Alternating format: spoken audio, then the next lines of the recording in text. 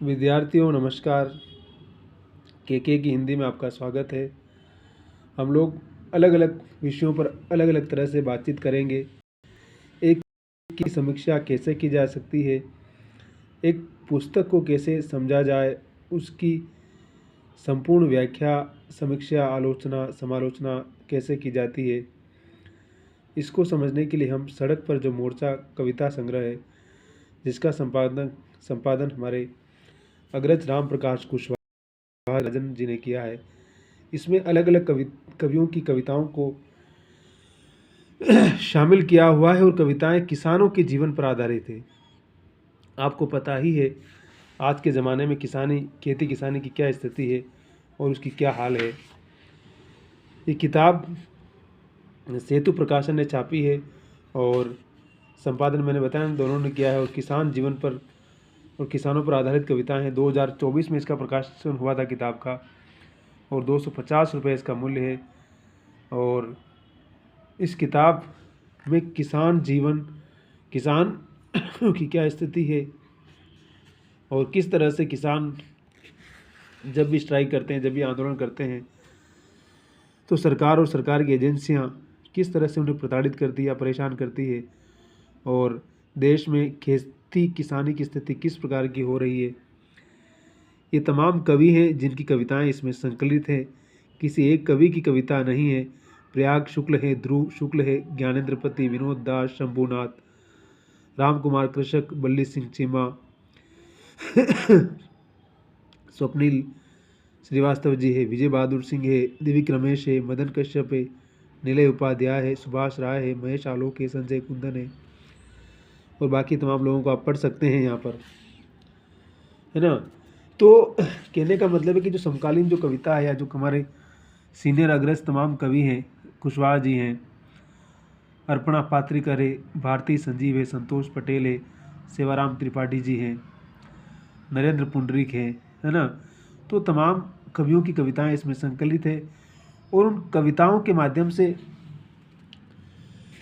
संपादक लेखक ये बात कहना चाहते हैं कि किस प्रकार से खेती किसानी की, अगर मैं व्यवहारिक बात बताऊं कि सरकारी कानून की बात अलग है और सिस्टम की बात से परे अगर व्यवहारिक बात बताएं, आज अगर आप हिंदुस्तान के गाँव की यात्रा करेंगे तो पाएंगे कि खेती किसानी कोई करना नहीं चाहता है अब। और ख़ास तौर से लघु किसान जिनकी बात बार बार की जाती है, उनकी स्थिति यह है कि उनके पास कुछ भी नहीं है, क्योंकि खेती में आप जितना लगाएंगे अगर उससे उस तरह का आपको धन वापस नहीं मिलता है तो खेती आप क्यों करेंगे। और उस स्थिति में कवि किसान के बारे में, खेती के बारे में क्या कहता है, क्या कह सकता है। प्रयाग शुक्ल बहुत अग्रज कवि हैं, कला समीक्षक भी हैं और जीवन की तमाम विविधताओं को अपने तरीके से लिखते रहे, नाटक पर, फिल्मों पर, तमाम कलाओं पर। तो किसान की जो ज़िंदगी है, उसकी पीड़ा है, उसको वो कैसे दर्ज करते हैं अपनी कविता में। अगर मैं समझूं या पढ़ूं तो हम इस पर कविता के साथ समझ सकते हैं कि जल के साथ जल हूँ, खेतों तक उसे लाता हुआ, बीज के साथ बीज हूँ, उसे उगाता हुआ, हवा के साथ हवा हूँ, फसल के साथ लहराता हुआ, धूप के साथ धूप, धान पकाता हुआ, ठंड के साथ ठंड हूँ, पहरे पर जाता हुआ, दिन हूँ, रात हूँ, सुबह दोपहर शाम हूँ, अन्न तक बेचैन हूँ, आपका और अपना चैन हूँ, अन्न के ढेर लगाता हुआ, नन्हे दूध मुँह के मुँह से बूढ़े बुजुर्ग मुँहों तक। अब देखिए किसान क्या करता है, प्रकृति के साथ क्या क्या करता है। और मैं ही तो हूँ दुखी या मुस्कुराता हुआ, है ना। कि जो सब कुछ करता है, जिसके जीवन में सब कुछ है, उसका जीवन क्या है और उसकी स्थिति क्या है, उसकी पीड़ा क्या है, उसको प्रयाग शुक्ल बता रहे हैं। तो इसमें मैंने कहा ना कि बहुत सारी कविता है और आपको पता ही है किसान लगातार अपनी फसल या तमाम चीज़ों के लिए आंदोलन करते रहे। 28 दिसंबर 2020 को नए कृषि जो कानून आए थे उसके लिए भारत बंद बुलाया था और उसमें किस प्रकार की स्थिति होती है। किसानों की आवाज़ सरकार नहीं सुनती है और किस तरह से किसानों को वापस लौटा देती है और वो जब वापस लौट जाते हैं उनकी मांगें मानने की बात कहकर फिर सरकार मुकर जाती है। तो सत्ता का अपना चरित्र है, सत्ता का अपना स्वभाव है, वो अपने हिसाब से चीज़ों को डील करती है। लेकिन खेती किसानी या किसान का जो जीवन है, हमने 1936 में लिखित गोदान उपन्यास के होरी की कहानी को विस्तार से समझा है, पढ़ा है, और हमने पाया है कि किसान किस तरह से मजदूर में तब्दील होता जाता है। उसका हर कोई शोषण करता है, साहूकार, बनिया, जमींदार, जागीरदार, और किसान सिर्फ ठगा जाता है। तो ज्ञानेंद्र पति जो बड़े सीनियर कवि हैं, बनारस में रहते हैं, वो उस कृषि कानून को लेकर क्या कहते हैं कि तुम कहते हो तुमने किसानों को आज़ादी दे दी कि वे देश में कहीं भी बाज़ार में बेच सके अपनी फसल, कि तुमने बिचौलियों को मिटा दिया है जो बीच में सूंघ लेते थे सारा फ़ायदा, और किसान की लागत तक निकलती थी मुश्किल, कि अब तुमने खेतीहरों को धनबली महाजनों से सीधा जोड़ दिया है। जो जबर जोर जमाखोरी की खुली छूट दे दी है महाजनों को, कि आगे वे जो मुनाफा खोर महाजन कहें, वे नकदी फसलों ही उगाए बंधुआ किसान उनकी मनचित कीमत पर उन्हें बेचे, और पामाल से हो माला माल। वारे ठगिनी भाषा का कमाल, वारे ठगिनी भाषा का कमाल। कबीर ने कहा ना कि माया माँ ठगिनी है, वहीं से इन्होंने लिया है, और बनारस के हैं तो उस प्रकार के बिंबों प्रतीकों का इस्तेमाल करते रहते हैं। तो किसान कहते हैं कि पहले उनको बेचता था, अब सीधा मंडी में जाता है, और मंडी में जाकर के उसके साथ क्या होता है, उसकी क्या ट्रेजेडी है, उसकी क्या पीड़ा है, उसको तो कोई सुनता नहीं है। क्योंकि हमने कहा ना कि किसान कितनी मेहनत करता है, और उसका सब कुछ किसके भरोसे चलता है, प्रकृति के, ईश्वर के भरोसे चलता है, कि वो इतनी बड़ी चुनौती को स्वीकार करता है, लेकिन उसकी चुनौती या उसकी समस्या का समाधान करने वाला कोई नहीं है। बारिश हो न हो तो भी उसको रिस्क है, ज़्यादा बारिश हो तो भी रिस्क है, कम हो तो भी रिस्क है, लेकिन उसे मिलता क्या है? वही 6 मंथ के बाद वापस वो फकीर का फकीर या पकड़ का पकड़ रह जाता है। अन्नपूर्णा की वापसी में क्या कहते हैं ज्ञानेंद्र पति? भव्य है झांकी, अकूत है भीड़ और अपार जनोत्साह, लेकिन प्रतिमा की आंखें डगबगाई हुई है, जिन्हें रह रह आंख बचा पहुँच लेती है वह चुपके से, जब भी देख ही लेता है कोई शातिर सायाना, और कहता है बगल के जने को पुलकित स्वर में, देखा न खुशी के आंसू, 100 साल बाद घर लौटने की खुशी। है ना, खुशी के आंसू हैं कि दुख के आंसू तो किसान ही जानता है ना। तो बस यही किसान की स्थिति है, यही किसान का जीवन है, और यही किसान की पीड़ा है, जिसे शायद कोई समझना नहीं चाहता है, और शायद उसकी बात को कोई सुनना नहीं चाहता है। शंभुनाथ जो बड़े आलोचक हैं, वो क्या कहते हैं किसान के बारे में, कि गणतंत्र में ट्रैक्टर, आप जानते हैं ट्रैक्टर और किसानी का सीधा रिश्ता है, क्योंकि अब बैल तो खेती किसानी से बाहर हो गए हैं और सारा काम उसी से हो रहा है। उस स्थिति में क्या हालत है किसान की? दिल्ली में किसानों का ट्रैक्टर परेड शोभा यात्रा नहीं, एक आवाज़ है। ये गणतंत्र में उनका धड़धड़ाते हुए आना, जो इसके बाहर थे अब तक, वे नहीं थे देश प्रेम के अर्थ में शामिल।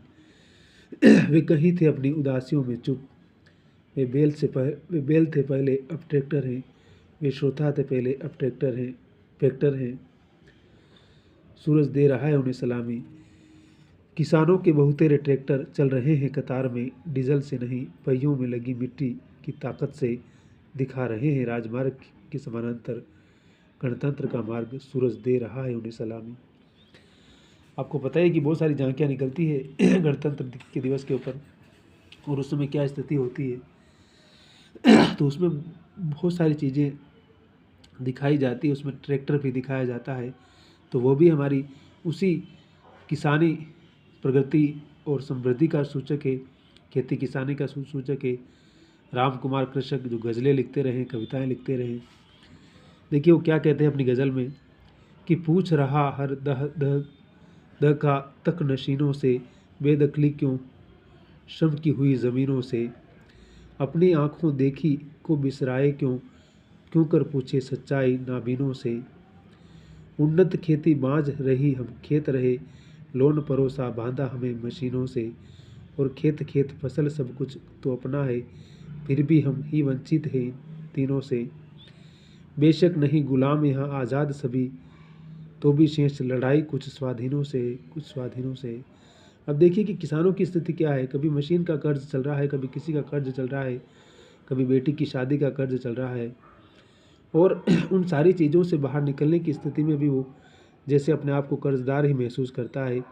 कैसे किसान हैं ये भरपेट खा रहे हैं, खुलकर पुलाव पिज़्ज़ा सबको चिढ़ा रहे हैं। डर लग रहा है हमें अब संसद ये घेर लेंगे, गाँव को छोड़ अपने सड़कों पे आ रहे हैं, है ना। क्यों? क्योंकि अपने अधिकारों के लिए सड़क पर आ रहे हैं ना, तो लोग उनसे डर रहे हैं किसानों से। कि बेटे हैं विज्ञान भवन में ज्ञान चाहिए, खेती के सच का उनको ईमान चाहिए। ठिठुर रहे हैं जो सड़कों पर रात रात और दिन, उनको उनके तापमान का मान चाहिए। कृषि मंत्र जपते आखिर जो मंत्री जी हैं, हर खेतीहर का उनको बलिदान चाहिए। भड़के मंत्री जी भी हक में हैं किसान के, कहते हैं मिल मालिक से बड़ा किसान चाहिए, है ना। सब कुछ बड़ी बड़ी बातें करते हैं किसान के बारे में, लेकिन उसके हित की बात कोई करने को तैयार नहीं है। यही राम कुमार कृष्ण जी कह रहे हैं कि अनगिनत पेट रोटियों का दिन पर दिन टोटा, भरपेट कहते हैं मत करना दिल छोटा। दूध दही जिनके हाथों वे स्वयं तरसते, खुलकर खाता दूध मलाई एक बिलोटा। वो रक्षण आरक्षण की बातें करते हैं, घर बैठे मिल जाता उनको उनका कोटा। राहें जो मंजिल तक हमको ले जाएंगी, छल से बल से रोक उन्हें वे करते खोटा, है ना। तो यही स्थिति है, और किस प्रकार की उनकी दशा है, क्या स्थिति है कि मैं किसान मुझको मुझसे टकराओ, गणित किसानों का समझाओ, जिनसे मेरी भाव तुम्हारा इसका क्या कारण बतलाओ। और मैं कहता मैं भगत सिंह हूँ, तुम कहते हैं फांसी पर चढ़ जाओ, तुम कहते हैं फांसी पर चढ़ जाओ, है ना। कि जो अपने संघर्ष के लिए, अपने अधिकारों के लिए लड़ रहा है, उसकी क्या स्थिति करते हैं सत्ताधीश और पैसे वाले और धन कुबेर लोग। इन सारी चीज़ों को भी राम कुमार कृषक अपनी गज़लों में अभिव्यक्त कर रहे हैं। और जब तक खेती किसानी रहेगी तभी तो हमारे मॉल भी भरे रहेंगे ना भाई। फिर बल्ली सिंह चीमा बहुत ही महत्वपूर्ण कवि हैं, ये भी क्या कह रहे हैं, गीत कह रहे हैं कि संघर्ष कर रहा है दिल्ली किसान देख, हैरान हो रहा है सारा जहान देख। संघर्ष सच अहिंसा सब साथ साथ हैं, जट्ठा जाग मेरा भारत महान देख। सड़कों पे गूंजते वाणी के राग सुन, अब दे रहे हैं संगत घंटी अजान देख। हर एक किसान का है अब हौसला बुलंद, ये देख दुश्मनों को चढ़ता बुखार देख। यानी कि किसानों की जो ताकत है या उनका जो संघर्ष है, उनकी जो बात है, उसको अगर हम समझेंगे तो हमें भारतीय समाज की वास्तविकता का भी पता चलेगा और हम उसकी पड़ताल भी कर पाएंगे। क्योंकि किसानी खेती रहेगी तो बाकी चीज़ें भी रहेगी भाई। और आज तो विकास के इस महान प्रवाह में जल जमीन जंगल सब कुछ खत्म होते जा रहे हैं। आपको तो अच्छी तरह से पता है, आदिवासी अपनी ज़मीन से बेदखल हो रहे हैं, किसान हो रहे हैं, बड़ी बड़ी सड़कें बना रहे हैं, हम लोग नगर के नगर बसा रहे हैं, लेकिन मनुष्य शायद उसमें उसकी संवेदनशीलता कहीं न कहीं पीछे जा रही है। उस पर भी हमें सोचना होगा। साथ ही जल जंगल ज़मीन का बचना बहुत ज़रूरी है, इसलिए अंधे विकास से लड़ना बहुत ज़रूरी है। कोई भी बुनियादी मुद्दा इन्हें नज़र नहीं आता है। हिंदू मुस्लिम हर चैनल चिल्लाता है। आपको पता ही आजकल गोदी मीडिया क्या करता है, मीडिया की क्या स्थिति है, तो सबको मालूम है। तो उसी पर बता रहे हैं कि ये सब बातें ज़रूरी है, और अगर इसको हम नहीं समझेंगे तो बाकी सारी चीज़ों को समझना भी मुश्किल है हमारे लिए। सारी कविता तो पढ़ना मुश्किल है मेरे लिए, लेकिन कुछ कुछ पढ़ सकते हैं हम। और किताब बहुत ही महत्वपूर्ण है, अच्छा संपादन किया है सर ने उस लिहाज से भी। और मैंने कहा ना कि आज के हम शहर में रहने वाले लोग तो खेती किसानी को जानते भी नहीं है। हमें पता नहीं है कि मक्का कहाँ लगता है, गेहूँ कहाँ लगता है, गेहूँ की बालियाँ कैसी होती है, और मूंगफली कहाँ लगती है, आलू कहाँ पैदा होता है, मिर्च लाल होती है या हरी होती है, हमें पता ही नहीं है। तो वो भी कि हम अपनी ही ज़मीन से, अपने ही उस जीवन के संचार से, वास्तविकता से कितने कटे हुए, उनको भी तो समझना होगा हमें ना। तो क्या कहते हैं, शिव कुमार पराग कवि हैं, वो क्या कहते हैं शिव कुमार पराग जी हैं। देखिए हम उन पर बातचीत कर रहे हैं कि एक काल भर की दूरी बतलाते हैं, जाने क्यों वे काल नहीं कर पाते हैं। नियत में ही खोट है वरना क्या कारण, आंदोलन में देशद्रोह झलकाते हैं। जिस किसान पर फूल बरसते थे उस पर पानी की बौछारें वो करवाते हैं, है ना। अब किसान भी देश विरोधी हो गए हैं, उनको भी अपनी बात रखने का हक नहीं है, उनको दिल्ली आने का हक नहीं है ना। वो जब अन्न पैदा करते हैं तब तो आप ले लेते हैं, तब तो आपकी आप जीएसटी लगा देते हैं और तमाम चीज़ें लगा देते हैं, लेकिन जब वो अपने हक की बात करते हैं तो देशद्रोही हो जाते हैं। जिस किसान ने पेट भरे हैं इनके भी, उनकी राहों में किले गड़वाते हैं। कुछ तो अन्नदाता का मान रखें ये लोग, उनकी बदनामी के जतन कराते हैं और संवादों का सिर्फ दिखावा करते हैं। मीटिंगों में बस कदम ताल करवाते हैं और उनकी बात नहीं सुनते हैं। ये स्थिति है भाई कि भ्रम फैलाते हैं जिनका जोड़ नहीं, वे औरों पर ही आरोप लगाते हैं। और राष्ट्रवाद इस पुड़िया है इसकी खातिर, जिसे सुंघाकर लोगों को भरमाते हैं। असर देख तो लिया किसान के रोने का, उसके रोने से बिखरे जुड़ जाते हैं। और आधी आबादी भी अब साथ खड़ी अब की, देखो जन सैलाब उमड़ते आते हैं। और ये किसान हल के बगैर ना लौटेंगे, ये पीछे न हटते अब अड़ जाते हैं। किसान को अपना हल चाहिए ना भाई, उसको जो हल चला रहा है, जो सब कुछ कर रहा है, क्या उसको उसका हक नहीं मिलना चाहिए? कि कॉरपोरेट करा रहा प्रजातंत्र में खेल, ध्वनि मत के हाथों कृषि पर नहीं नकेल, है ना। पार्लियामेंट में बैठ कर के आप नए नए कानून बना रहे हैं और खेती किसानी को ख़त्म कर रहे हैं।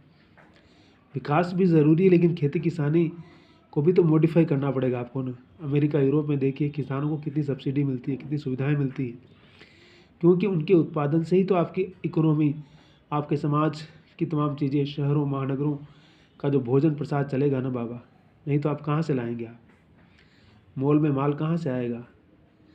मॉल के अंदर तो गेहूँ पैदा नहीं होता ना, चावल पैदा नहीं होता ना, चावल तो किसान ही करता है ना। कहाँ सुनाई दे रही जन की चिख पुकार, तेल डालकर कान में सोई है सरकार।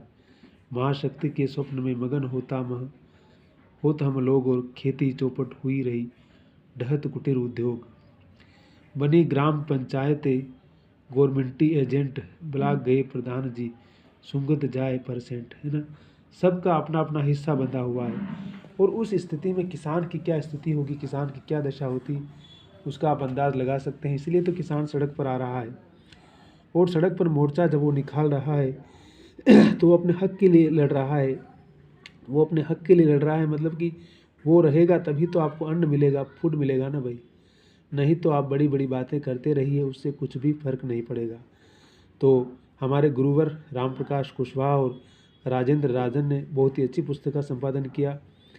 आप चाहें तो इसको पढ़िए और समीक्षा को बार बार सुनिए, समझिए। और देखिए, रूट को समझना बहुत ज़रूरी है। पढ़ना लिखना ज्ञान अर्जित करना वो भी बहुत ज़रूरी है, सब ज़रूरी है, लेकिन हम हिंदुस्तान के गाँवों को और वास्तविकता को कितना जानते हैं वो भी जानना ज़रूरी है। गोदी मीडिया और व्हाट्सएप यूनिवर्सिटी के ज्ञान से बचें, और जो वास्तविक ज्ञान है उसको समझें, और हकीकत क्या है उससे हम अपने आप को रूबरू करें, वो हम सब के लिए अच्छा है। ठीक है, बहुत बहुत धन्यवाद आपको इस समीक्षा को सुनने के लिए। और आप समीक्षाएं कैसे कर सकते हैं, पुस्तकें किस प्रकार से पढ़ी जाती है, कैसे समझी जाती है, उसका एक आइडिया आपको मिलेगा, तो एक समझ भी विकसित होगी, और उसका विकसित होना बहुत ज़रूरी है। बहुत बहुत शुक्रिया, थैंक यू, धन्यवाद।